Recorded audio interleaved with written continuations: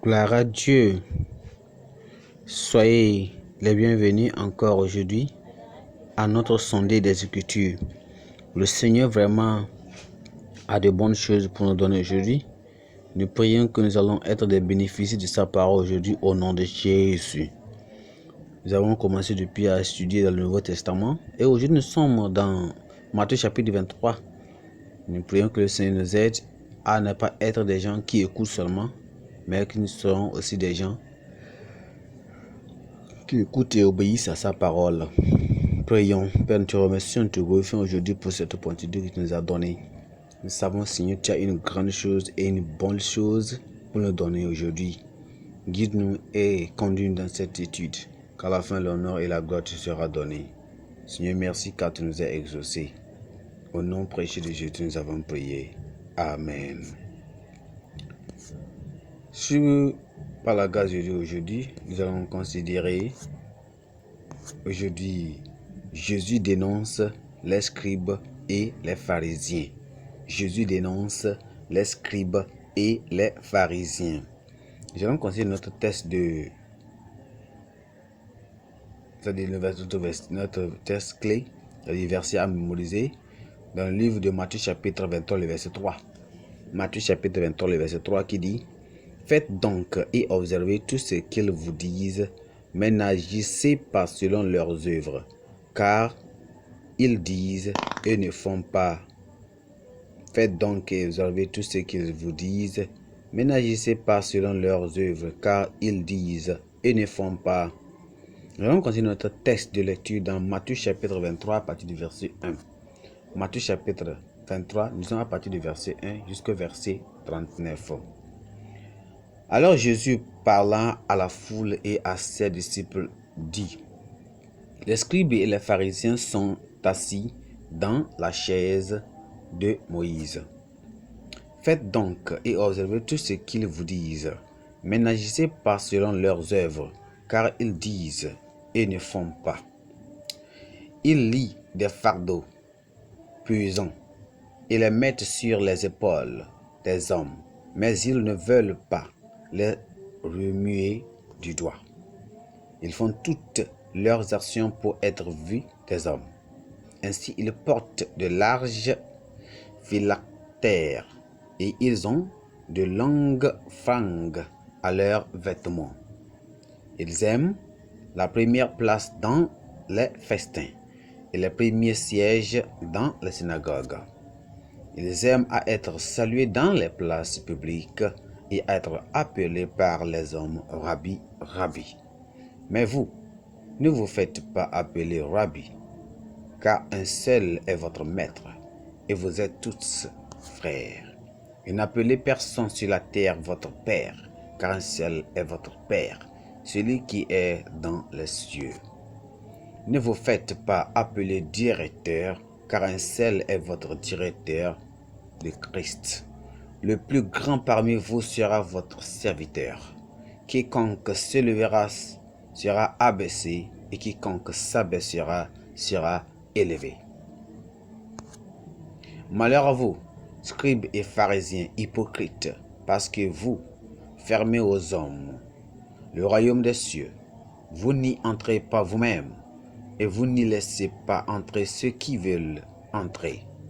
Malheur à vous, scribes et pharisiens hypocrites, parce que vous dévorez les maisons des veuves, et vous faites pour l'apparence de longues prières. À cause de cela, vous serez jugés plus sévèrement.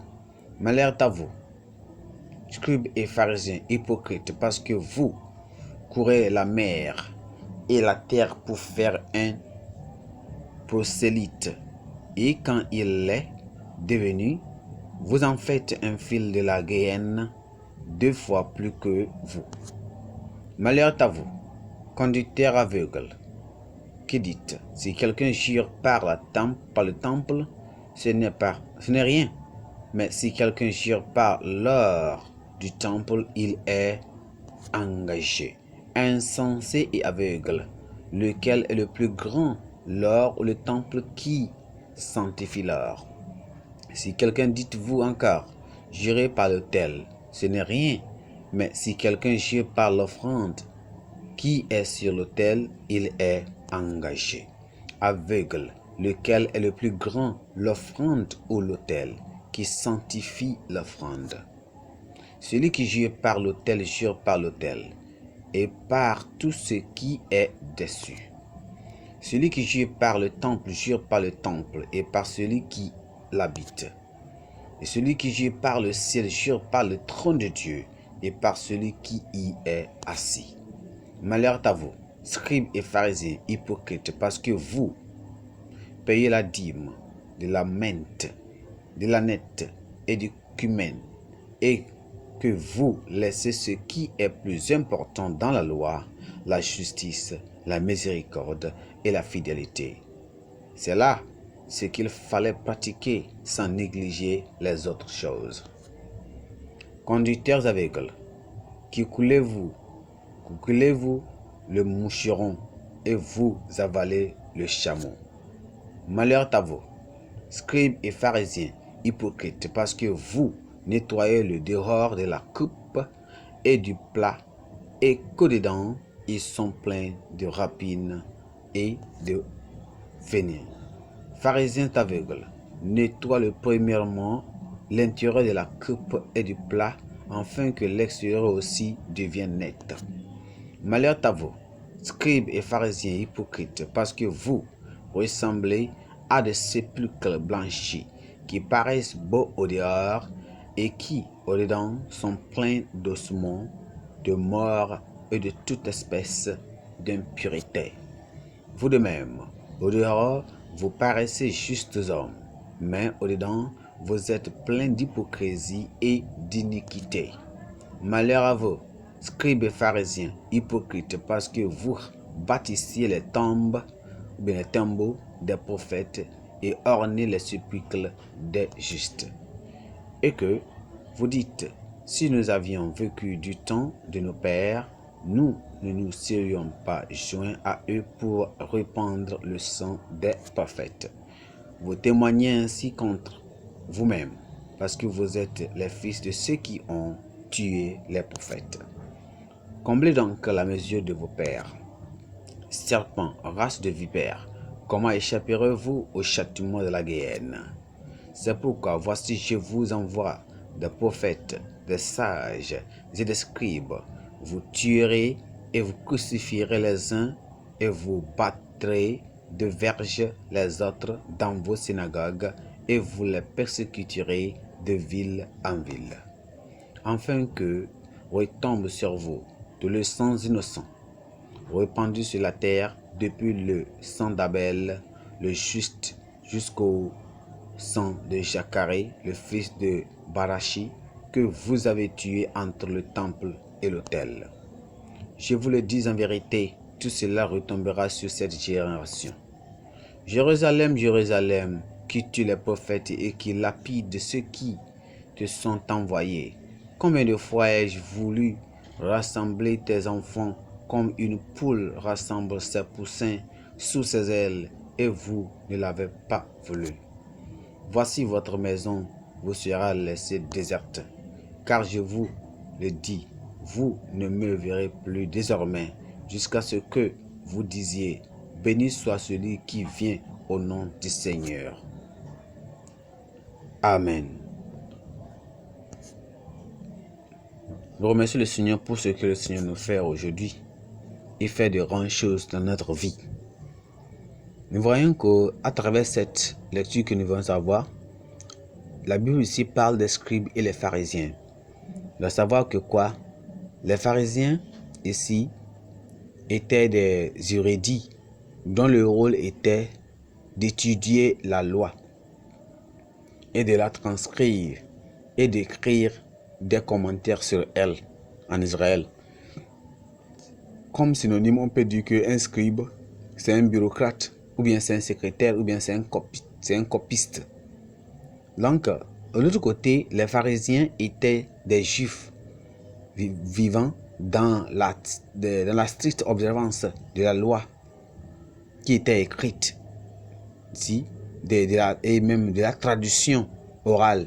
Ils étaient séparés de la classe dirigeante. Vous voyez cela? Donc les scribes et les pharisiens du Nouveau Testament étaient des gardiens de la loi et qui étaient considérés comme des guides spirituels parmi les Juifs. Ils dominaient la terre d'Israël parce que le peuple se tournait vers eux pour une interprétation correcte de la loi. Mais au cours du ministère de notre Seigneur Jésus-Christ, Christ les a vraiment engagés à de nombreuses reprises sur des questions d'interprétation et de l'application de la loi, ainsi que sur leur conduite parmi le peuple. Christ avait des problèmes avec tout ce qu'il disait, leur interprétation et comment ils menaient leur vie. Tout ce qu'ils disaient était contraire à leur vie publique. Tout ce qu'ils faisaient était opposé. Le Christ leur posait ces questions. Il était très clair et à maintes reprises que ces enseignants de la loi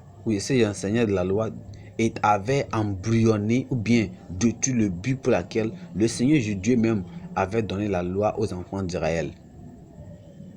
Ce qui était destiné à diriger les gens vers Christ et même à les faire servir Dieu dans la sainteté et de la justice. C'est la raison pour laquelle la loi a été donnée. Mais cela maintenant était devenu quoi? Cette loi est devenue un instrument de tromperie, d'hypocrisie et d'offense. Il était quoi? Évident que Christ disait que marcher dans l'habilité et traiter la parole de Dieu de manière trompeuse, ce qu'ils font.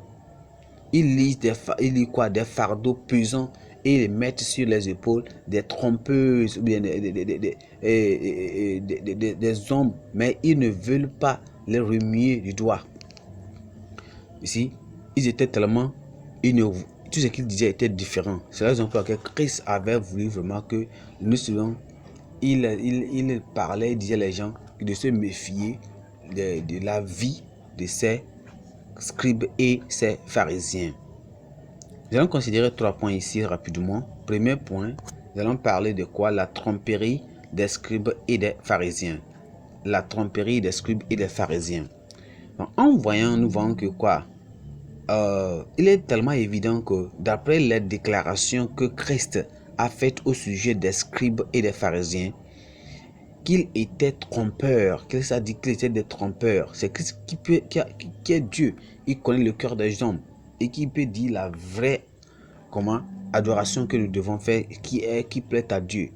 Donc Christ disait tout et il menait la même vie. Alors il voyait celle des scribes et les pharisiens tellement opposées à ce qu'ils prêchaient et à la loi. Alors qu'est-ce qu'il disait? C'est lui qui a pu révéler les secrets de toutes ces personnes et leur manière de vivre. Donc il a dit qu'ils étaient trompeurs à la fois dans leur conduite et même dans leur pratique. Vous voyez cela? Les scribes et les pharisiens sont assis dans la chaise. Quand nous regardons un peu dans Matthieu chapitre 23, le verset 2 et 3, la Bible dit que je suis là. Matthieu chapitre 23, le verset 2 et 3, la Bible a dit quoi? Les scribes et les pharisiens sont assis dans la chaise, ou bien dans la chair plutôt, dans la chair de Moïse. Et faites donc et observez tout ce qu'ils vous disent, mais n'agissez pas selon leur œuvre, car ils disent et ne font pas. Voyez ceci. Que cela veut dire? Quelle était la tromperie? Qu'est-ce qui montre que les scribes et les pharisiens vraiment vivaient dans le mensonge, dans l'hypocrisie? Qu'est-ce qui montrait cela? Alors, nous allons voir. Premièrement, ils ont assumé quoi? Un poste qu'ils n'étaient pas moralement qualifiés pour occuper. Ils n'étaient pas qualifiés pour occuper les positions qu'ils occupaient. Le siège, ou bien on dit le siège de Moïse, ou bien on va dire la chair de Moïse. Quand la Bible a dit cela dans Matthieu chapitre 23, cela veut dire quoi? Cela signifiait quoi? C'était un métaphore du leadership, de la législation, de l'intégrité et de la discipline et même de l'autorité religieuse. Il représente le pouvoir et l'autorité exercée au nom de Dieu par ses serviteurs, par les serviteurs de Dieu. Le leadership chrétien ne doit pas être considéré sous l'angle du gain personnel, mais comme une occasion louable et exceptionnelle de servir l'humanité. Deuxièmement, en tant que législateur ou bien faiseur de loi en Israël, les scribes et les pharisiens enseignaient une chose et en pratiquaient une autre. Vous voyez, leurs enseignements étaient différents de leurs pratiques. Ils parlaient de bonnes œuvres, mais n'en faisaient aucune bonne œuvre. Leur manière contredisait leur message. Troisièmement, donc comme je vais dire, quelle était leur vie et qu'est-ce qu'ils faisaient et qui n'était pas vraiment comme le Seigneur voulait que cela soit fait. Mais quand nous regardons vraiment ceci-là, on voit que leur vie était différente. Comme je viens de le dire, j'ai dit quoi? Il était évident d'après les déclarations que Christ a faites au sujet des scribes et les pharisiens qu'ils étaient trompeurs à la fois dans leur conduite et dans leur pratique. Premièrement, comme je l'ai dit, c'est là, ils assumaient un poste qu'ils n'étaient pas moralement qualifiés pour occuper. Et deuxièmement, en tant que législateurs en Israël, les scribes et les pharisiens enseignaient une chose et en pratiquaient aussi une autre chose. Ils prescrivaient des règles très strictes et fantastieuses sur la dîme, le sabbat, les jurons et les traditions pour les autres, mais eux-mêmes n'observaient pas cette chose ce qu'ils enseignaient. Quatrièmement, on voit que tout ce qu'ils ont fait, c'est recevoir les applaudissements. Tout ce qu'ils faisaient, c'était pour avoir les applaudissements des autres, des hommes. Leurs prières, leurs jeûnes, leurs aumônes et même leurs bonnes œuvres étaient destinées à attirer les louanges du public parce qu'ils n'étaient ni intéressés à la gloire de Dieu ni par son approbation. Cinquièmement, la fierté a été leur seconde nature, car ils préféraient les sièges principaux et les places importantes, même dans les synagogues, c'est-à-dire dans les églises. Ils aimaient être appelés par des grands titres, comme par exemple du rabbin ou de maître, qu'ils soient qualifiés ou non pour le prendre. Ils s'en foutent.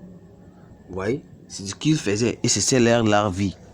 Mais nous, étant enfants de Dieu, Dieu vraiment n'est pas content de ça.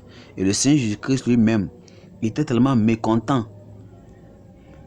Il est tellement mécontent toujours aujourd'hui des dirigeants de l'Église qui servent simplement Dieu et de la religion pour servir leur intérêt égoïste ou qui veulent que leurs disciples les vénèrent, les apprécient, les honorent, les adorent.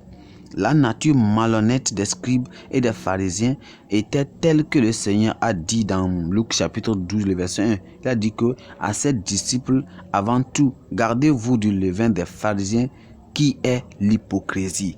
Alors moi je dirais ici que quoi? Quand on dit pharisien, cela veut dire que c'est quoi? Et en autre mot, c'est un hypocrite. Un pharisien, on peut dire d'hypocrisie, l'hypocrite. On peut dire faux. On peut dire quoi? Un cafard. Mais pour les scribes, on peut dire que c'est un bureaucrate, c'est un secrétaire, c'est un copiste. C'est ça qu'ils faisaient, d'écrire tout ce qu'ils disaient, les traductions. Vraiment, c'est tellement important de savoir que le Seigneur veut que nous fassions, on fasse tout ce qu'il veut que nous fassions. Et nous allons prêcher la parole et faire ce que le Seigneur nous dit. En tant que croyants, nous sommes exhortés à éviter les pièges de ces bigots religieux comme condition préalable pour aller au ciel. Ça veut dire que quoi? Les gens donnent des conditions. Malheureusement, les scribes et les pharisiens, bien qu'ils aient accrédité leurs exposants de la loi et qui aient été très estimés par le peuple d'Israël, n'ont pas vécu comme le modèle des vertus. Est-ce que nous devons être comme ça? Non. Nous devons mener une vie correcte, une vie normale, que toutes ces caractéristiques, toutes ces choses qui caractérisaient ces pharisiens et ces scribes, nous allons les éviter par la sanctification et la pureté de nos cœurs, et nous allons mener une vie qui est vraiment accessible et acceptable devant Dieu au nom de Jésus. Que le Seigneur nous aide à le faire. Allons dans le point numéro 2. Rapidement, point numéro 2, la dénonciation des scribes et des pharisiens. La dénonciation des scribes et des pharisiens. Alors nous voyons que dans Matthieu chapitre 23, le verset 13 à 36, on voit la même chose, que Dieu déteste l'orgueil. Dieu déteste parce que c'était ça que Christ a dénoncé ça. Il a dit c'est mauvais, leur caractère, leur faux caractère, leur hypocrisie, leur malhonnêteté, tout ça là, leur orgueil. Dieu déteste cela, Dieu hait cela. Christ a vraiment approuvé, Christ a fait mention de cela. Il a dit Dieu déteste cela, Dieu déteste l'orgueil, il déteste l'arrogance, il déteste l'hypocrisie et l'auto-louange, se louer soi-même, s'apprécier soi-même, se lever soi-même. Vous voyez, où qu'il se trouve, parce que ce soit parmi ceux qui occupent les postes élevés dans le monde religieux ou même laïque. Ainsi, le Seigneur a décrit le mode de vie de ces sectes religieuses et a prononcé des malheurs sur elles. Vous voyez cela? Par leur style de vie, ils n'étaient pas aptes au royaume de Dieu. Ils n'étaient pas aptes au royaume de Dieu. Souvenez-vous que Christ a dit quelque chose dans Matthieu, dans Matthieu chapitre 23, le verset 13. Il a dit quoi? Malheur à vous, scribes et pharisiens, hypocrites, parce que vous fermez aux hommes le royaume des cieux. Vous n'y entrez pas vous-même et vous n'y laissez pas entrer ceux qui veulent entrer. Est-ce que nous devons être de ces personnes? Christ dénonce ces choses. Le Seigneur a décrit le mot de vie de ces sectes religieuses et a prononcé des malheurs sur elles, ces personnes-là. De par leur style de vie, ils n'étaient pas aptes au royaume de Dieu. Ils n'étaient pas pour aller au ciel avec leur vie. La vie chrétienne doit être viable, elle est pratique. Ce n'est pas seulement être religieux à l'église venir. La vie chrétienne, la sainteté, la pureté, c'est pratique. C'est pratique. Que les autres voient Jésus en toi. Amen. Alors, on voit quelque chose premièrement. Les scribes et les pharisiens, qu'est-ce que Christ a dénoncé? Il a dénoncé ceci de leur vie. Les scribes et les pharisiens, par leur style de vie, rendaient difficile pour les gens de croire et d'accepter l'évangile. Par leur style de vie. Quand les gens voient ce que tu fais à travers ta vie, à travers ton caractère, à travers comment tu parles, tu te comportes, cela va amener les gens envers Dieu sans que même tu ne parles. Ils ont porté préjudice à l'esprit des gens contre la nouvelle lumière venant de la doctrine de Christ. Vous voyez ce qu'ils ont fait? Deuxièmement, ils ont escroqué les veuves et les orphelins de leurs maigres ressources. C'est pourquoi la Bible disait que pour un faux semblant, faites une longue prière. Ce qu'ils faisaient. Même les pauvres et les orphelins, les veuves, ils les escroquaient pour prendre tout d'eux. Troisièmement, ils semblaient méticuleux dans le strict respect des traditions et des rites religieux. Mais dans leur comportement, qu'est-ce qu'ils faisaient? Ils étaient contraires. Ils étaient différents de leur comportement. Quatrièmement, ils ont accordé une attention détaillée à la lettre de la loi, mais ont négligé l'esprit de la loi. Ils ne font que suivre la tradition, l'écriture de la loi, mais c'est l'esprit, le Saint-Esprit qui est dit là. Qu'est-ce que Dieu veut que les gens fassent à travers cette loi qui est donnée? C'est tout ce qu'ils faisaient. Ils étaient extrêmement stricts et assurer qu'il y a l'obéissance à cette loi. Cinquièmement, ils se sont spécialisés dans la mineure, négligeant leurs ordonnances très importantes et jouant sur les choses non essentielles. Sixièmement, ils étaient justes extérieurement, comme des sépulcres qui paraissent beaux, comme un tombeau qui paraît beau en dehors, en l'extérieur, mais inonde à l'intérieur, plein d'eau, ils sont morts et de toute impureté. Vous savez cela? C'est comme ça les pharisiens, les scribes étaient. Ils paraissaient beaux dehors, comme tellement des saints et des purs. Mais en dehors d'eux, c'est comme un tombeau qui est rempli doucement de morts. Pour que le Seigneur nous aide, que nous ne devons pas être cela, comme sur le nom de Jésus. Septièmement, ils ont été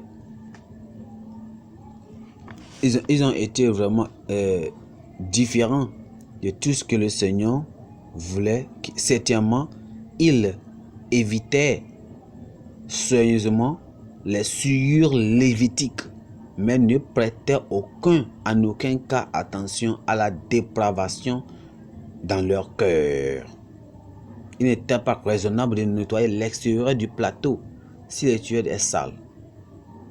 Des mains propres, il dit, vous devez laver les mains avant de manger.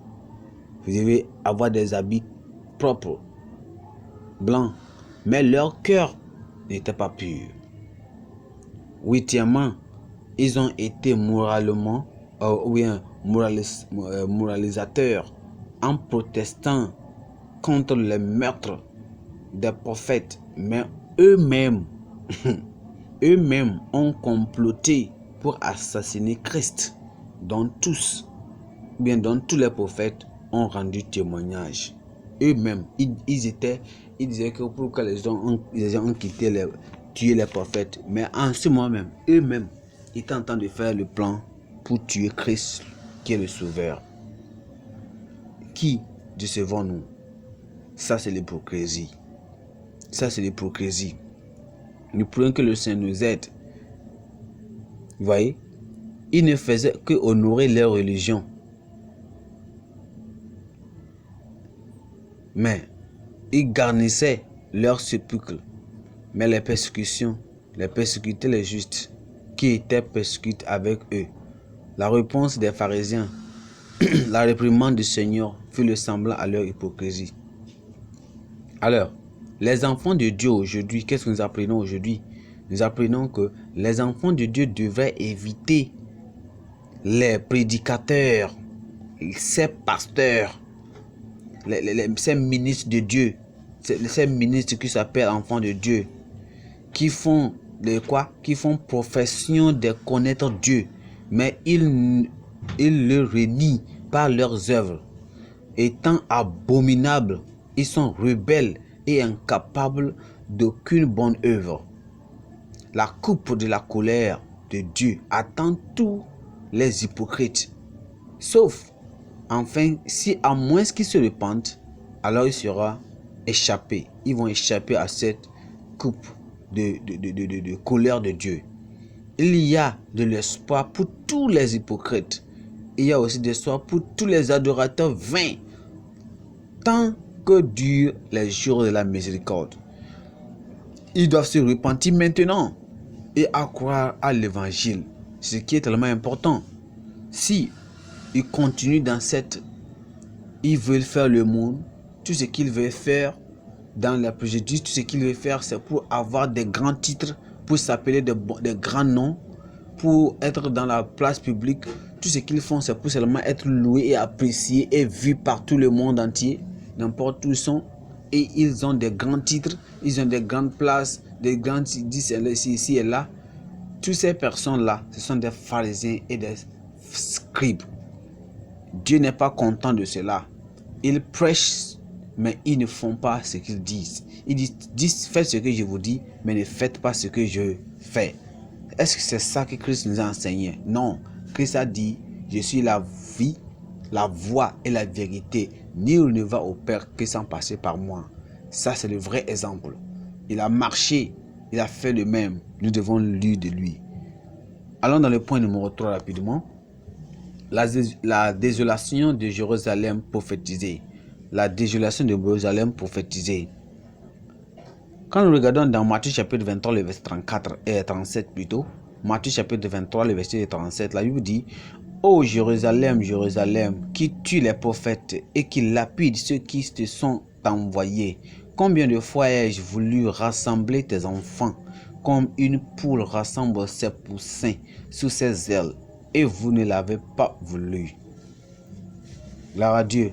Le Seigneur ici a terminé à travers, quand il voulait terminer à travers le verset 37 jusqu'au verset 39, quand il voulait terminer cette épître de Matthieu chapitre 23, le Seigneur Jésus-Christ a dit quelque chose. Il a terminé son message sur une note très triste. Il s'est lamenté sur le sort futur de Jérusalem. Vous voyez, il a répété le nom de la ville pour mettre l'accent, et à cause de l'intensité de sa passion et de sa piété contre le jugement qui l'attendait. Les péchés de Jérusalem étaient nombreux et ils ont rejeté à plusieurs reprises toutes leurs supplications de retourner à leur Créateur. Alors, au lieu de cela, ils ont traité de mal les prophètes qui leur ont été envoyés. Ils ont tué certains et ont lapidé d'autres. Un bon nombre ont été emprisonnés. Ils ont rejeté les messagers de Dieu, les envoyés de Dieu, pour les guider dans la voie normale, dans la parole et la volonté de Dieu. Leurs dirigeants, même les rois et prophètes, ont été complices de la destruction de ces messagers et de leurs messages. Ils ont tué beaucoup de prophètes, ils ont tué beaucoup de messagers que le Seigneur a envoyés pour pouvoir les guider. Souvenez-vous de Jean-Baptiste, souvenez-vous de Jérémie, souvenez-vous de Zacharie, souvenez-vous de ces personnes depuis le commencement même, depuis le commencement d'Abel, un bon homme juste, ils ont commencé à tuer ces personnes jusqu'à aujourd'hui, jusqu'à Christ. Ils tuent. La gloire de Dieu a quitté le temple dès que Christ l'a abandonné. Ce n'est plus la maison de Dieu, mais ta maison. Vous voyez ce que Dieu a dit dans Jérémie chapitre 8, le verset 9. Il dit, quand Dieu dit ta maison, au lieu de dire que sa maison, ça veut dire que Dieu a quitté cette maison. Dieu vous a quitté à cause du péché. À cause du péché. Regardez ce que la Bible a dit dans Matthieu chapitre 23, le verset 38 et 39. Matthieu chapitre 23, le verset 38 et 39, il dit, voici votre maison. Ici, votre maison vous sera laissée déserte. Car je vous le dis, vous ne me verrez plus désormais jusqu'à ce que vous disiez, béni soit celui qui vient au nom du Seigneur. Gloire à Dieu. Les dernières paroles de Christ ont laissé un message mitigé de tristesse et une lueur d'espoir et une assurance de miséricorde.